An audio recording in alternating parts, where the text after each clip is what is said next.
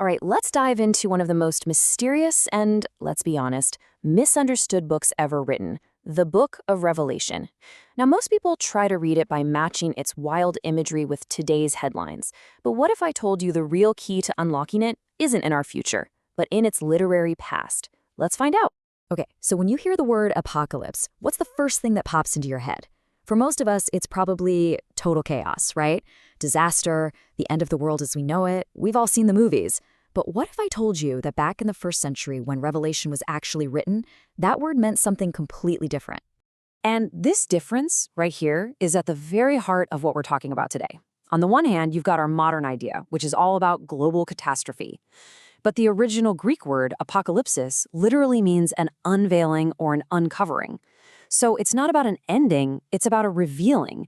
And that one little shift in meaning, it changes everything. To really get a grip on Revelation, you need what I like to call 3 literary keys. The first, and maybe the most important one, is understanding its main genre. It is an apocalypse. And this was actually a super popular and well-understood type of writing back in the ancient world. So what exactly is an apocalypsis, unveiling? Well, think of it like this. It's pulling back the curtain on a reality that's normally hidden from our everyday view. It's a heavenly perspective on what's happening right here on Earth. It's all about revealing a deeper, divine truth, not just predicting some far-off destruction. So what does this kind of writing actually look like? Well, first off, it's almost always a personal story. Like, I had this incredible vision. It uses tons of symbolic and metaphorical language to show us what's going on in the heavenly realm. And by doing that, it gives the original readers a totally new way to see their own lives. You see, its goal wasn't to create some detailed roadmap of the future, but to encourage and to warn people right in their present moment. Okay, to make this a little more concrete, let's use an analogy. And this one, it might seem a little strange at first. I want you to think of Revelation's apocalyptic style as being kind of like a political cartoon. It sounds weird, I know, but the logic behind it is actually pretty powerful. I mean, think about it. A political cartoon isn't just some random fantasy drawing, right? It's about real people and actual events. But it uses these symbolic, sometimes really exaggerated images, like an elephant representing a whole political party, to make a sharp point about what's really going on.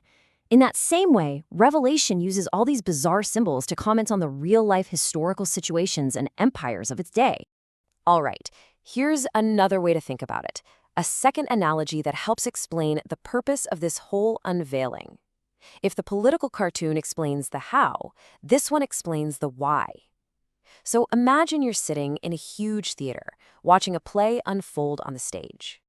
You know, when you're sitting out there in the audience, all you see are the actors on stage, saying their lines. But in Apocalypse, it yanks that curtain back. It takes you backstage, where you can see the director, the stagehands, all the machinery that's making the whole show work. It reveals the heavenly reality that is influencing and shaping the events you're watching on the world's stage. Okay, let's grab our second key because this is where it all starts to build.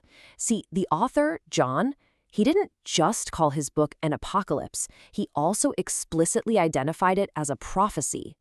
I mean, look at this. Right at the very beginning of the book, the text itself tells us exactly how we're supposed to read it. By calling it a prophecy, John is tapping into a long and respected tradition. But the role of a prophet, well, it might not be what you think. And this is a really, really crucial point. A biblical prophet was not a fortune teller with a crystal ball. They were more like a covenant enforcer. Their main job wasn't just to predict the future, it was to call people back to being faithful to God in the present, warning them about the consequences if they went astray and encouraging them to hang in there. And that leads us right into our third and final key. And honestly, this is the one that people miss all the time. This entire sprawling, epic, apocalyptic prophecy is framed as something incredibly simple and familiar, a letter. I mean, just look at how the book opens. It has an author, John. It has specific recipients, these 7 churches in Asia, and it has a greeting. This is the standard boilerplate format of a first-century letter or epistle, and that fact right there is a massive clue. See, letters back then were what scholars call occasional. Now, that doesn't mean they wrote them every now and then. It means they were written for a specific occasion, to address the real-world problems, the specific circumstances and questions of a particular group of people. This tells us Revelation wasn't some generic blueprint for the distant future. It was a timely message meant to be understood by its very first reader. Okay, so we've got our three keys: apocalypse, prophecy, and letter. Now what? How do we actually put all of this together? How does this create a whole new way of looking at the book? Well, here's how it all clicks into place. Revelation is an apocalypse. That's the symbolic unveiling of heavenly reality. It's a prophecy, a powerful call to faithfulness for God's people. And it's a letter, written to address the specific, real-life struggles of 7 actual communities living in the Roman Empire. So what does this mean for you when you go to read it? It gives us a whole new game plan. First, always start with the original first-century context. Second, remember that you're juggling 3 different literary styles at the same time. And third, before we even begin to ask what it means for us today, we have to first listen for what it meant to them. You see, when we stop trying to read Revelation like it's a secret code for the 21st century and start seeing it for what it is, a powerful, masterfully crafted piece of literature for the first century, that's when we can finally begin to hear its true message of hope and challenge.